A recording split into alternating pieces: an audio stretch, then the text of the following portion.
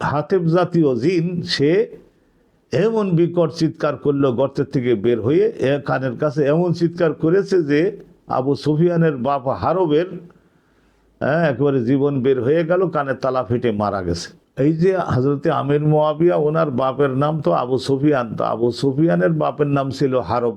তো হারব উনি একবার বলছিলেন যে মোহাম্মদ যে কথা বলে আমি তার বিরুদ্ধে চলবো। মোহাম্মদ বলে যে মাটির চালা এবং গর্তের মধ্যে পেশাব করবা না, আমি এটা করবই।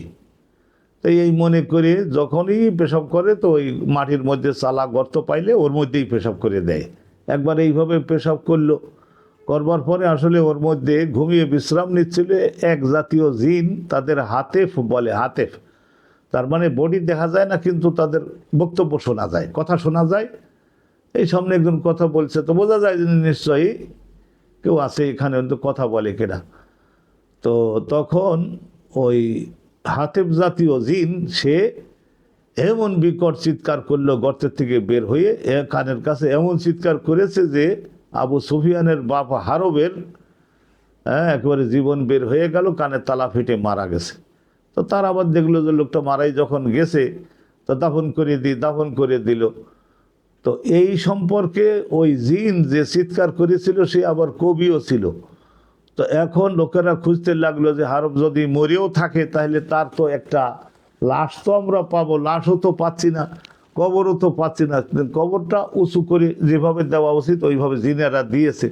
তখন তারা কাব্যের মাধ্যমে জানাইছিল ওই হারবের সন্তানদেরকে যে তোমাদের বাপ হারব এই কাজ করছিল, মারা গেছে, দাফন করছি, ওই যে তার কবর দেখো, জিয়ারাত করতে পারবা।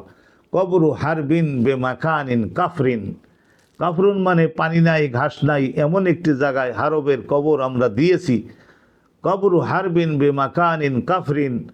আবার একটু চেনবার সহজ হওয়ার জন্য বলে দিল ওয়ালাইসা করবা কবরে হারবিন কবরুন, হারবের কবরের পাশে ওখানে অনলি ওয়ান গ্রেভ, একটাই মাত্র কবর, ওর আশেপাশে আর কোনো কবর নাই, তোমরা খুঁজে সহজে পাবা। তা ঠিকই, পানি নাই ঘাস নাই উঁচু একটা একমাত্র কবর খুঁজে পেয়ে গেল।